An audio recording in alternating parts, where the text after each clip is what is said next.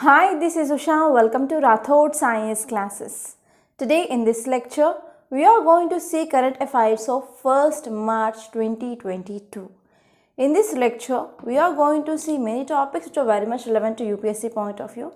I also took some topics which appeared in Times of India yesterday and that I missed in the Hindu, okay. So we are going to discuss that topic also. So we are going to see some interesting things regarding this Russia-Ukraine conflict. Actually, regarding this Russia-Ukraine, we had our enough discussions. So there are two articles in our today's editorial page which appear regarding this Russia-Ukraine issue. So we are not going to discuss that. Okay. So now let us try to start our discussion with a quote. So before that quote, I want to first of all wish you a very happy Shivratri to all of you. Okay, so I want to wish you a very happy Mahashivratri to all of you. And now let us try to see our quote.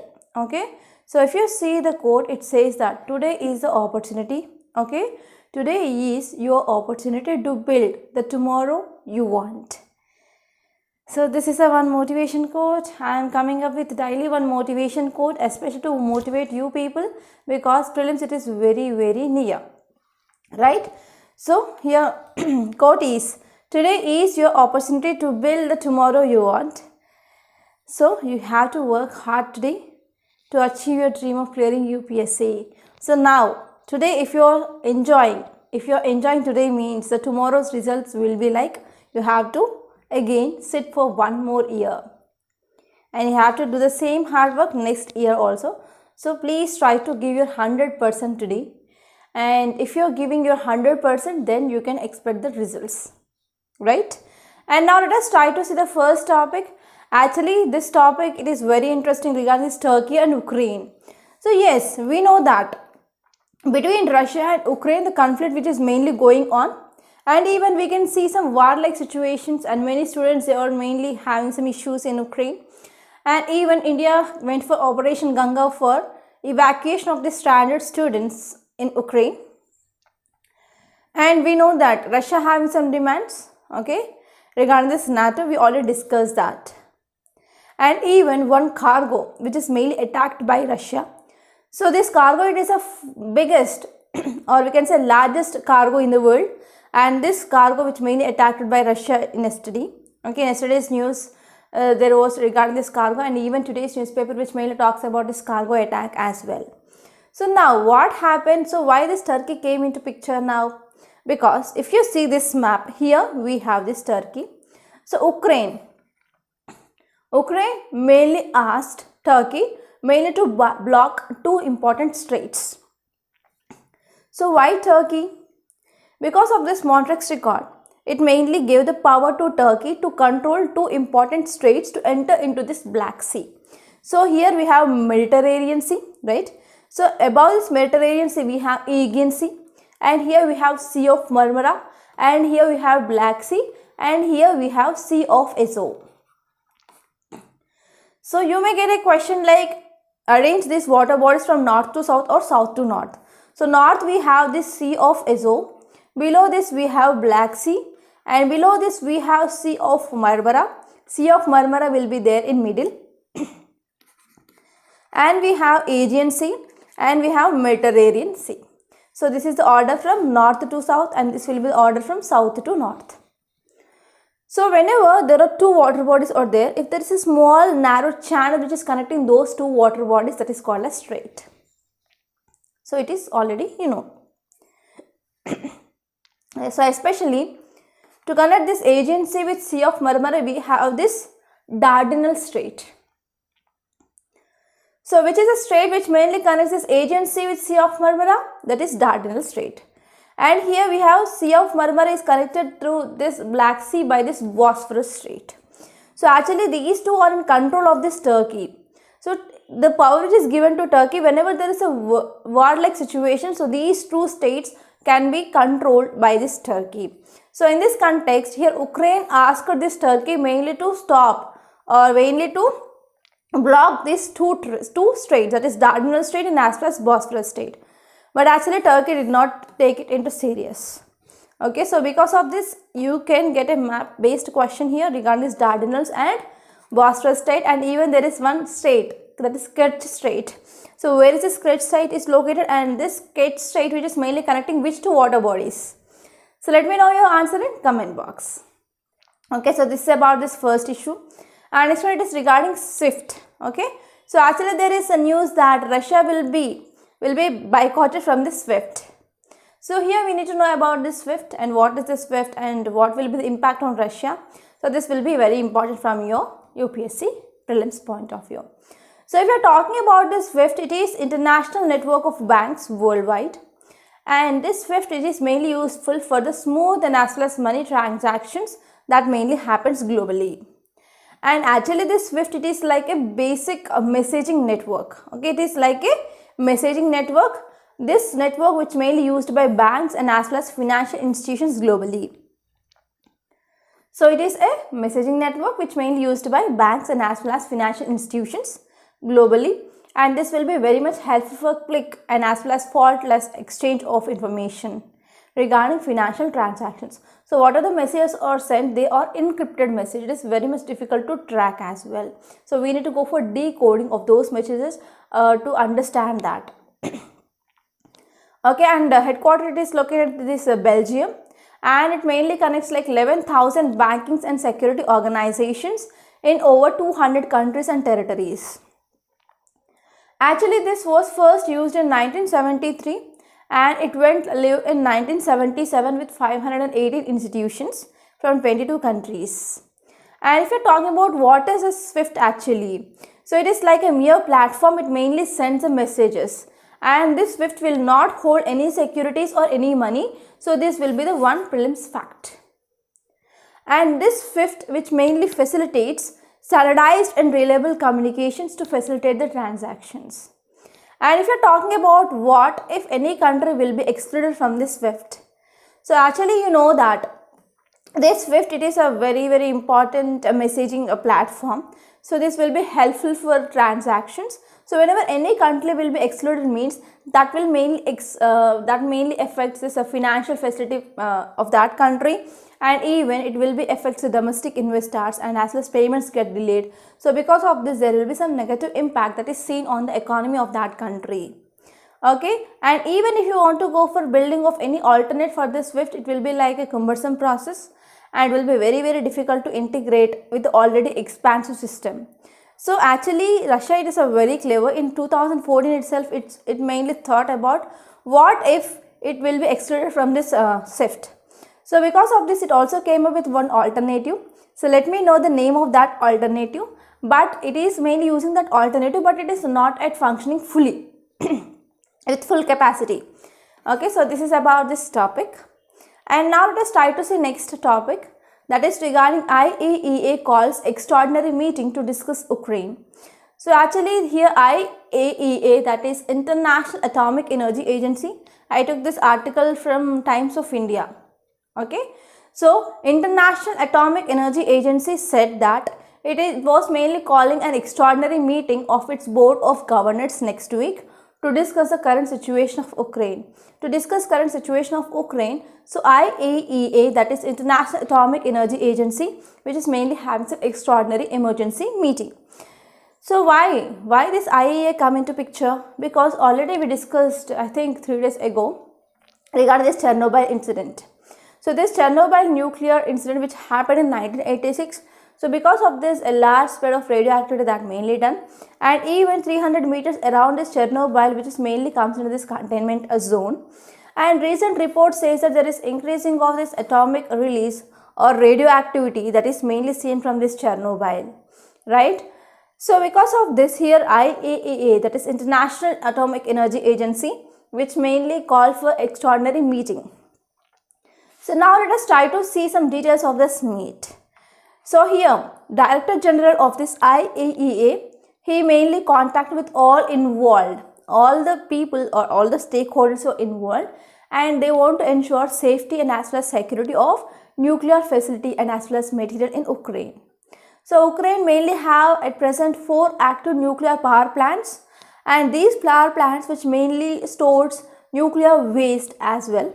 So nuclear waste which is mainly stored at even Chernobyl, there is no complete dismantling or decontamination of this Chernobyl after this nuclear incident or nuclear accident as well. So it is one of the important reasons for this radioactivity that is seen across this Chernobyl region.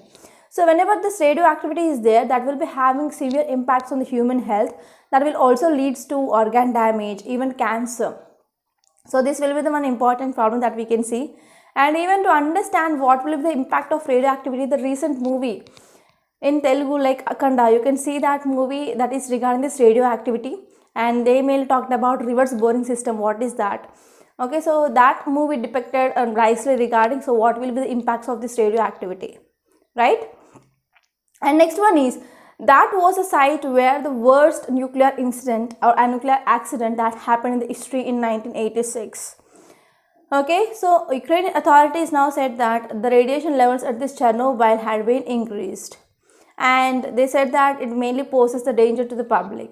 So in this context, IAEA went for study of radioactivity in this area, and they said that whatever the radioactivity that is present here, it is low, it does not cause much damage. Okay, so this is a thing which mainly said by IAEA. IAEA had been informed by Ukraine that missiles hit this radioactive site, and missiles mainly attacked this radioactive waste disposal facility. So because of that, there is leaking of this radioactivity that is happening in this Chernobyl. So this is a thing which mainly said by Ukrainian authorities for this IAEA. And after the study here, this report says that yes, radioactive material facility or storage facility which are not affected by this missiles, but if there is any attack in the future, that will have severe consequences for the human health and as well as environment. So this is a thing which mainly said by this IAEA. So why we are talking about this IAEA? So why it is important? So there were many times the questions which mainly asked regarding this IAEA in our UPSC prelims. I will be also showing you the previous questions so that you will be preparing this topic very much. Because of this, Iran nuclear deal is also in news. So because of this, there is high chance of getting question regarding this IAEA. So before going into prelims, please prepare this topic well. And if you're talking about this International Atomic Energy Agency, it is mainly known for World's Atoms for Peace and as well as Development Organization, and it is within the United Nations family. And if you're talking about establishment, this IAEA, it was created in 1957, okay, in response to deep fears and expectations of which is generated by the discoveries and as well as diverse use of nuclear technology. So now nuclear technology, which is mainly used for even generation of power, that is for civilian uses, and even we can use for defense purposes as well. So because of this wide range of using of this nuclear technology, there is a much fear that if any country which is using this nuclear weapons, means that will lead to a large scale of destruction. So because of this IAEA, it was created in 1957 because of deep fears and as well as expectations which mainly generated by discoveries and as well as diverse use of nuclear technology. And if you're talking about headquarters of this IAEA, which is mainly located in Vienna, Austria. So if you're talking about important objectives of this IAEA, so first one here is, so this agency which mainly works with its member states, and even it mainly works with multiple partners worldwide. It mainly focusing on promoting of safe, secure, peaceful use of this technologies. And actually even this IAEA which got a Nobel Prize in year 2005. So what are those functions of this IAEA? First one is, it mainly reports annually to United Nations General Assembly. Okay, it mainly gives reports regarding this nuclear technology and so which country which is mainly using. For example, if you are talking about Iran nuclear deal, it will have some regulations or that rules that should be followed. So whether it is following or not. So in this way, the reports will be given annually to this United Nations General Assembly. And even this IAEA also reports United Nations Security Council in regards to instances of members' non-compliance. If they are not following the safeguards and as well as security obligations, so they will be reported to this United Nations Security Council. So if you are talking about previous year's questions, I promised you to give you previous year's questions, right? So first question in 2018, that is, in the Indian context, what is the implication of ratifying additional protocol with this International Atomic Energy Agency. So in 2018, India mainly signed this additional protocol of this IAEA. So because of this question appeared in the UPSC prelims. So first one, it is regarding civilian nuclear reactors come under these safeguards. So under this additional protocol, whenever any country which signs this protocols, then civilian nuclear reactors that will come under this IAEA safeguards. So this is the correct answer. It is mainly talking about civilians. And next one is, what is or are the consequences of a country becoming the member of this NSG? So NSG, it is also regarding this nuclear material, right? So now let us try to see statements. The first one is, it will have access to latest and the most efficient nuclear technology. Yes, if any country will become the member of this NSG, they will be getting some good nuclear technology. Yes, this statement is right. And it automatically becomes a member of Treaty of Non-Proliferation of Nuclear Weapons. But if you're focusing on this current affairs, and if you know some static syllabus, like, yes, India wants to join this NSG, but India not yet signed this NPT, Non-Proliferation Treaty. So whenever we are signing this NSG, means it will be not like automatically becoming the member of this NPT. So if you are a senior and if you are studying, or if you are preparing for this exam from at least 2 to 3 years, then you can easily answer this question. So it is, the second statement is incorrect. So here you need to choose correct answer, correct statement, that is one only. So in this way, if you have a small knowledge, then you can easily apply that common sense and you can eliminate the statements in the prelims. So in this way, the chance of clearing prelims will be very, very high, right? So please use the common sense, that's it. And now let us try to see the first article of today's editorial, that is reporting of cyber attacks. So as you all know, there is a high chance of cyber attacks that is mainly seen, and even in Maharashtra, our powers, Mumbai power is mainly attacked by cyber, and there is also increasing of cyber attacks that is seen because of this increasing of penetration of technology, and because of increasing of usage of mobile phones, and that mainly increased due to this COVID-19 period. So there is increasing of threat for this cyber attacks that is mainly seen. So because of this article says that we need to have a firm that need to disclose the security threats or security attacks, such that it will mainly activate other firms, such that there will be like alert for all the people. Mainly they will be going for updating their security systems. So this is the thing which mainly said. So we need to have a proper disclosure of the cyber attacks. So this will be very, very important, especially to control the cyber attacks.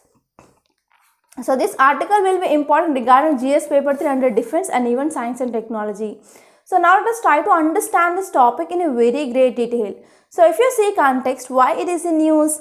Because the Ministry of Electronics and Information Technology, that is MITY, M-I-E-T-Y. Okay, so MITY, it is a Ministry of Electronics and Information Technology, which is likely to come out with a new cyber security regulations. So our ministry, it is going to come up with a new cyber security regulations, and it is mainly focusing on to disclose the cyber security events. And if you are talking about why this regulation, so what is the essence of this regulation? So the important essence of this regulation here is mainly to report a cyber crime. Okay, mainly to report cyber crime that mainly happen against them, and including if there is any data leak which mainly happen because of the cyber attack. So we need to also disclose that. Okay, so we need to report cyber crime, and as well as if there is any data leaks, we need to report them. So even if you're talking about this data protection bill, actually it is not yet passed in our parliament. So in this data protection bill, there is one clause, that is clause 25, which also says that data fiduciaries, they should report any personal and as well as even non-personal data breach incident within 72 hours. So in this data protection bill also we are having a clause that if there is any personal or non-personal data breach is happening, so that should be reported within 72 hours. Okay. So here, even golden standard for data protection, that is a European Union General Data Protection Regulation, which also have a clause for reporting of data breach incident within a stringent timeline. So not only in this data protection bill of India, even Even if you're talking about data protection bill, the first one here is, we always talk about European Union General Data Protection Regulation. So in this, even European Union General Data Protection Regulation, so it is also having a clause regarding if there is any data breach is happening, so we need to report that data breach within a stringent timeline. So if you're talking about security breaches, so according to Cybercrime Magazine, so it is a data, you can, if you want, you can make a note of this data in your data book. So according to this Cybercrime Magazine, if it were measured as a country, then cybercrime, so when it is predicted to inflict the damage totaling, it is about $6 trillion globally in 2021, and it would be the world's third largest economy after US and as well as China. So because of this cyber attacks, we will be having a large amount of economical impact. So that impact will be like totally, we can consider it as $6 trillion globally in 2021. So apart from private firms, even government firms, especially some critical utilities, they are also prone to the cyber attacks and as well as data breach incidents. So not only private, even government services, they are also prone to the cyber attacks.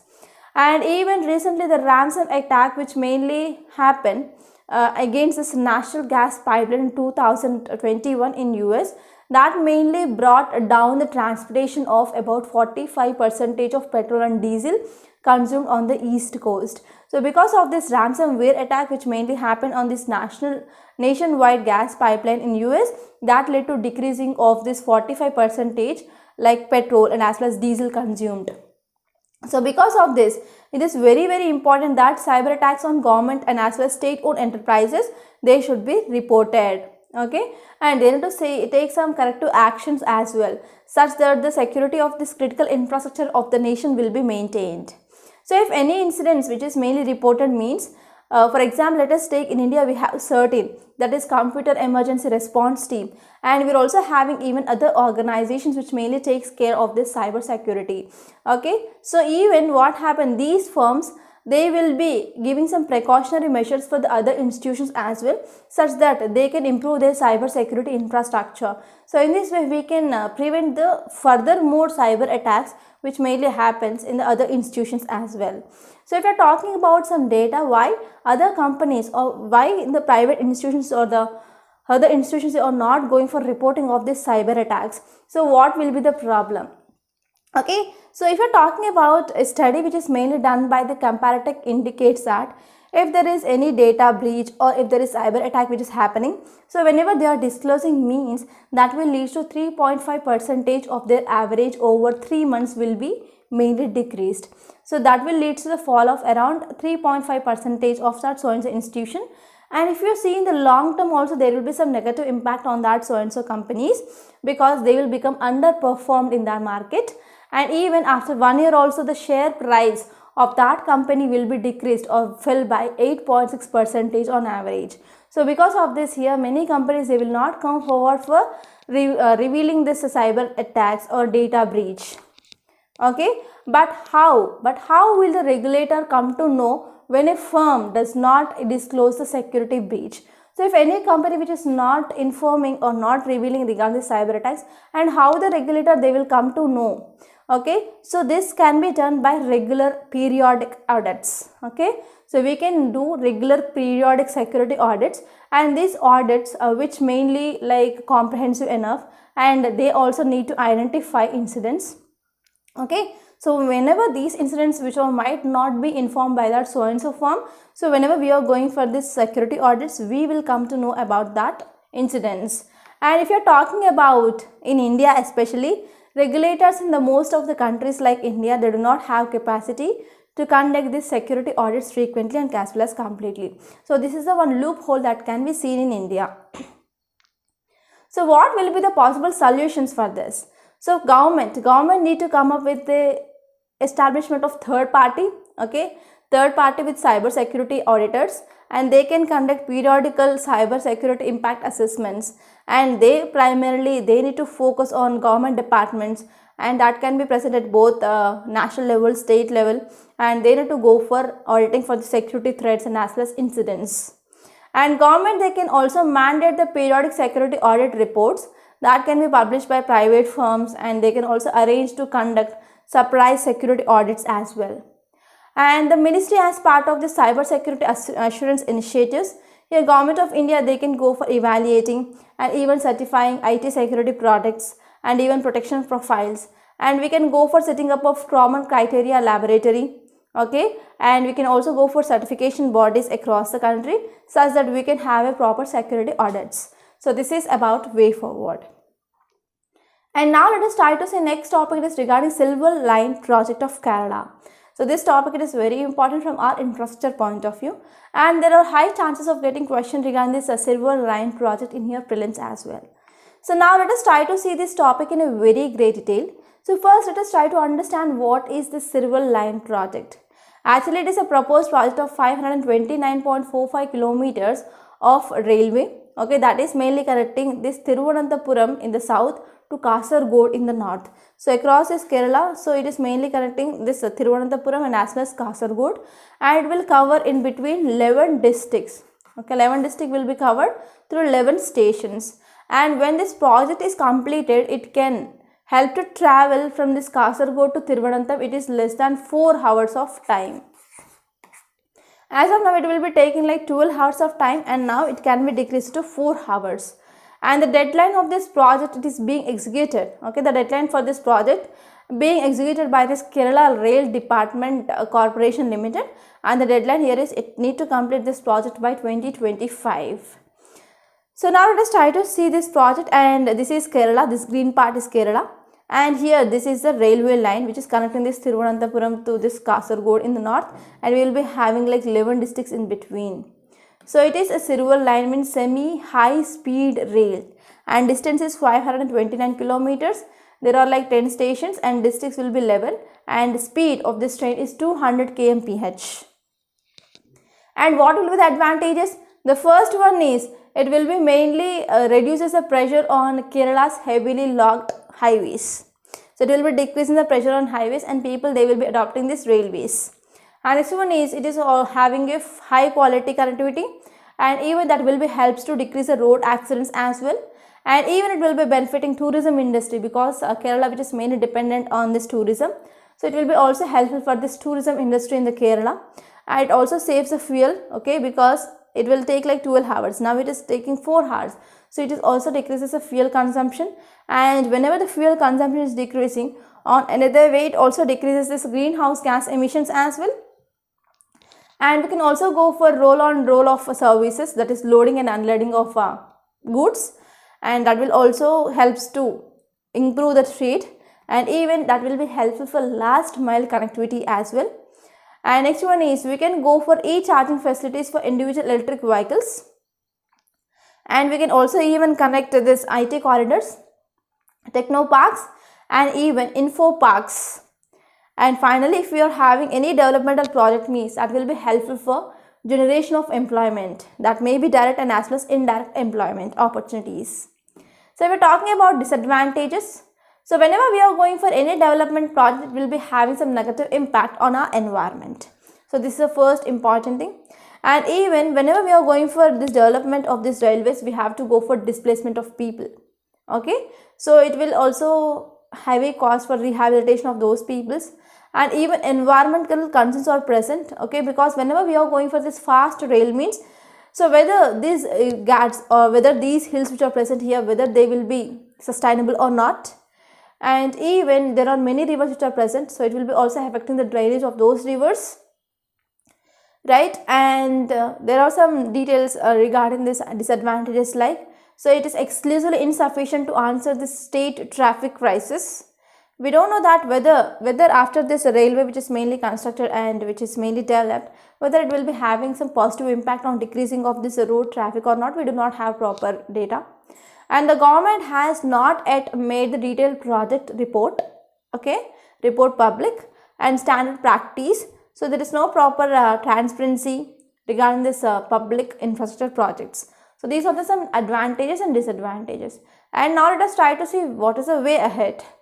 So Kerala needs an integrated sectoral approach. Okay, so we need proper sectoral appraisal, and we need to have a proper synthesis.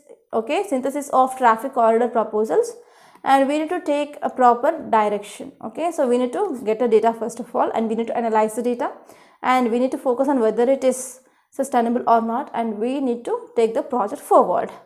And Kerala also needs to harmoniously develop its eco-friendly waterways. Already we have backwaters in this Kerala region, right? So in this backwaters, they are normally called as kayals. So we can go for developing of this eco-friendly waterways that can be also helpful for decongest these highways, right? And we can go for awareness of people, okay, regarding, we can go for meaningful discussions, and we can go for debates such that it will be helpful for getting of positives and as well as negatives, and we can also get the people opinion as well. So this is a gist of this topic, and now let us try to see next topic. Title says IPCC, okay, IPCC warns of multiple climate hazards. So it is talking about multiple climate hazards. Actually this topic, it is important from our environment and ecology, which mainly comes under GS paper 3. And now let us try to talk about this topic in a very great detail. So if you see context, it mainly says that the world faces unavoidable multiple climate hazards. Okay, within next 2 decades, because of increasing of global warming, our world which is going to experience multiple climate hazards. So this is the some important report which may be released by IPCC. IPCC stands for Intergovernmental Panel on Climate Change. Intergovernmental Panel on Climate Change. So if you see some details of this report, it mainly says that, so there is increasing of warming. Okay, whenever we are not taking proper actions to control this, we have to face negative impacts soon. So this report also shows that climate change, it is one of the severe and mounting threat for well-being of people and even our planet. And our actions, what we are taking today, that will shape how people will adapt and how nature responds to this increasing of climate risk. And even there are many impacts that is mainly seen because of human actions. We commonly call as human induced climate change. That is, for example, if you are going for deforestation, that will lead to increasing of global warming. And if you are going for using of vehicles, that will also leads to releasing of greenhouse gases. And if you are using ACs, that will leads to releasing of hydrofluorocarbons. So because of this, that will be having damage on our ozone. So in this way, what are the actions that are taken by humans, that will be having some negative impact on climate change. So human induced climate change, which includes more frequent and as well as that will also lead into some extreme weather events. Okay, so because of this, we will be having some adverse impact and even damage to the nature and as well as people. And some development and as well as adaptation efforts, they have reduced the vulnerability. So throughout the world, so there are many countries, they mainly came with different promises like carbon neutrality, and even we have this Paris climate deal, and even now number of countries, they are talking about this carbon neutrality, and even India also talked that we are going to achieve this carbon neutrality by 2070. So because of some adaptations and some developments which are seen in the other countries, so because of this, that led to somewhat decreasing of vulnerability here. So we need to take proper action such that we can address this climate change.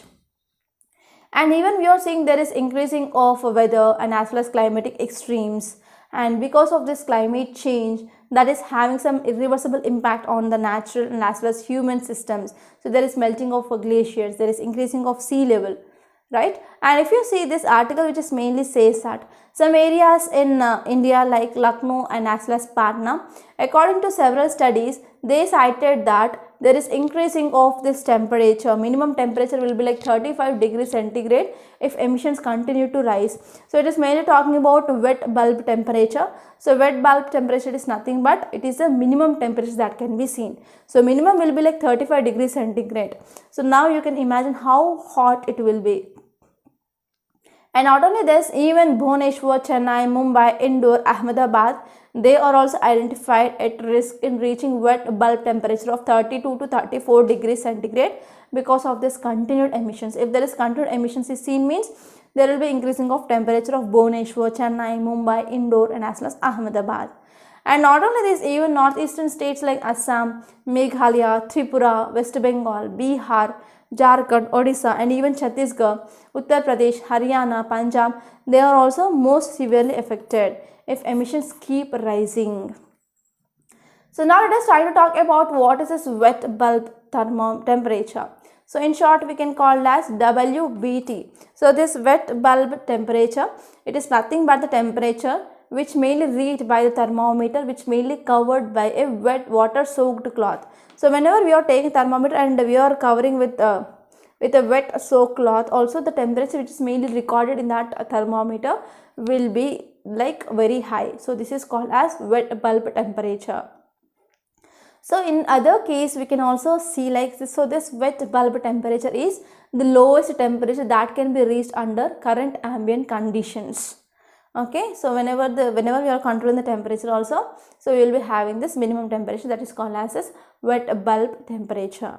So now let us try to talk about next topic. It is regarding GDP. GDP to grow at 8.9% in 2021 to 22 instead of 9.2. So here we need to know about what is this GDP. So what is this GDP?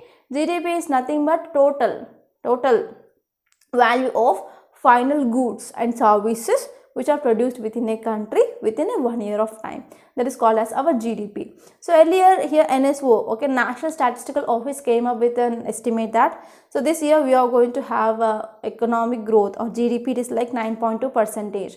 But now the same NSO which says that we are going to have 8.9% of GDP in 2021 to 2022. So why? Because of this Russia-Ukraine conflict, there is increasing of this price of global crude oil that is seen in the market. So whenever there is increasing of this price of this crude oil, that will be having negative impact on economy, because of there will be the inflation. So because of inflation, what happen? The people will enter into vagaries. So there is increasing of prices in the prices of the goods and services in the market. So because of this, it will be also affecting the GDPs, because people will not go for the market for getting of the goods. The demands of the people will be decreased. So that will be having some impact on this GDP. So this is the thing which mainly said, and this topic is important from your GS paper 3 point of view, and you have to know the basics of this GDP. So if you see context, it mainly says that India's gross domestic product, that is GDP, is estimated to grow at 8.9% in 2021 to 2022 instead of 9.2% estimated that happened earlier. Okay, so because of this increasing of global oil prices, so it is having some impact that is seen on this GDP of India as well. So even if you are talking about GVA, gross value added, so if you are talking about different methods for calculating this GDP, so we are having mainly three methods, that is income method, expenditure method, and as well as GVA. So it is one of the important method for estimation of this GDP. So let me know what is this gross value added. So it will be very important concept from your static portion point of view. So let me know what is this GVA in the comment box. So GVA in the economy, it is mainly expected to grow by 8.3% this financial year. That is from 4.8% of contraction. Okay, so from 4.8% of contraction that we saw in 2020 to 2021 because of this coronavirus. And now here in NSO, that is National Statistical Office, said that we are going to have the growth of 8.3% in this financial year. And we can see some constraints which are even evident in some sectors now, like trade, hotels, transport, communication services, and some sectors like even broadcasting also, they are facing some negative growth. And we can see India's GDP, which mainly shrunk by 6.6% in 2020 to 2021. With the first half of year, which is mainly recording, there is a sharp contraction before this GDP resurfaced to 0.7% of growth. So what happened if you are comparing with the growth with the 2020? So now we are seeing a shrunk here, and even in 2020 we saw there was a negative economic growth. Like in the quarter 1 there was minus 23.4% of contraction. In the quarter 2 it is like minus 7.5% of contraction. Finally we enter into the phase of recession. Okay, and now we are seeing somewhat positive growth that is seen, and this positive growth which is now impacting by this increasing of global crude oil prices because of high crude oil prices. So this is the thing which mainly said by this NSO, and you have to know some basic facts regarding this NSO as well. And now let us try to see next topic. It is regarding fiscal deficit. Fiscal deficit stood at 58.9% of target in January. So it is mainly talking about this fiscal deficit. So you need to know what is the meaning of this fiscal deficit. That is very important. So from economy point of view, you cannot remember this numbers like 58, 6.8 like that. So just you have to know about the concept. and you have to remember that what is the trend that is happening from last 2 years or last 3 years. That will be done by your economic survey, right? And if you're talking about context, it mainly says that the center's fiscal deficit at end of January worked out at 58.9% of the annual budget target for financial year 2022 according to this official data. So according to official data, it mainly says that center's fiscal deficit at the end of January, which mainly worked out 58.9%. So now here having fiscal deficit of 58.9%, and earlier estimate which mainly said that it was like 66.8%, and now it is 58.9%. So now let us try to understand what is this fiscal deficit. So we will be having expenditure, we will be having revenue. Okay, so whenever expenditure which is more compared to that of revenue, so this condition is called deficit. This condition is called as fiscal deficit. So how government describes this fiscal deficit? So this fiscal deficit, which mainly described by our government as the excess of total disbursement from the consolidated fund of India, excluding repayment of debt or over total receipts into the fund. So during any financial year, so whenever there is excess total of disbursement, okay, whenever there is total expenditure that is increasing from this consolidated fund of India, and in this expenditure we are mainly removing the payments or debt or total receipts. And when in the short form or in the simple words, you can say this fiscal deficit, it is like shortfall of government's income compared to that of spending. So when spending will be more compared to that of income. So if we are talking about fiscal deficit, what is the formula? So total expenditure, okay, total expenditure, it includes both capital expenditure plus revenue expenditure minus total income through revenue receipts and as well as recovery of loan and even other receipts. And here what will be the expenditure? Expenditure will be there, for example, government which is come up with any developmental project, it will be allocating works for some social works and several works, and even for the payment of salaries, pensions, etc. So creation of assets for infrastructure development, okay, that will comes under your expenditure. And if you are talking about income, government will be imposing taxes. So from that taxes it can be getting some income, and even through non-tax variables also government will be getting income. So this is about this topic, and now let us try to see explanation of yesterday's questions. So first one is, among which of the following has major content of carbon? First one is soil, second one is forest, and third one is ocean, and last one is atmosphere. So if you are talking about our world, so which is having less amount of land compared to that of water, so the simple answer here is oceans. And the next one is about biosequestration. Actually this biosequestration is a natural process. So first statement is biosequestration is an artificial process. So if you see this keyword, you can easily eliminate this statement. And second one is biosequestration is a natural process which mainly responsible for the formation of extensive coal and as well as oil deposits which are now being burned. Yes, this second statement is absolutely correct. So correct option here is 2 only. And see the today's questions. The first one is regarding protective adaptation, and the next one it is about green economy. So try to give the answers for those 2 questions in the comment box. Don't forget about this. So before concluding, I want to make a small statement or small announcement here. So if you want to clear this UPSC mains, we started this mains answer writing course. Okay, mains answer writing course, and this is 1-year course. Actually this course it is going to be started from today, that is March 1st. Okay, from today this course it is going to be started.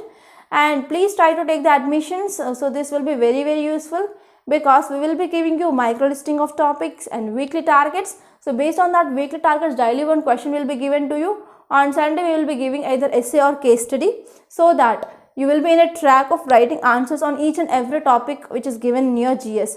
And I will assure you that within 1 year you are going to write answer, and you are going to revise each and every topic at least twice in this 1 year, so that you will be having confidence that yes, I completed my GS preparation, such that it will be helpful for boost your confidence, and even you can improve your answer writing skills. Okay, so please try to join this course, and the admissions had been opened. So from today this course it is going to be started, so please be hurry up.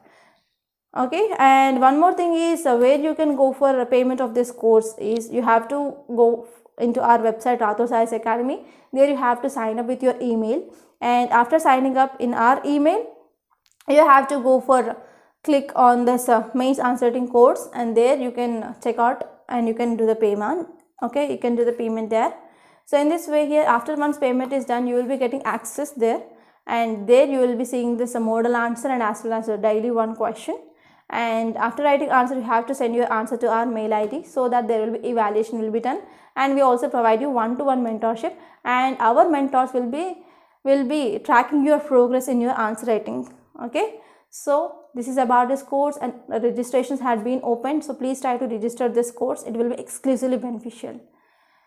And apart from that, we are also launching pen drive courses for entire foundational course and even for individual courses. So if you are interested, you can call to this number 8074765513 and you can directly talk to me. So by this I am concluding today. I hope you enjoyed this lecture. Please subscribe to Rathod's IAS Academy and don't forget to like, share and comment my videos. Thank you so much.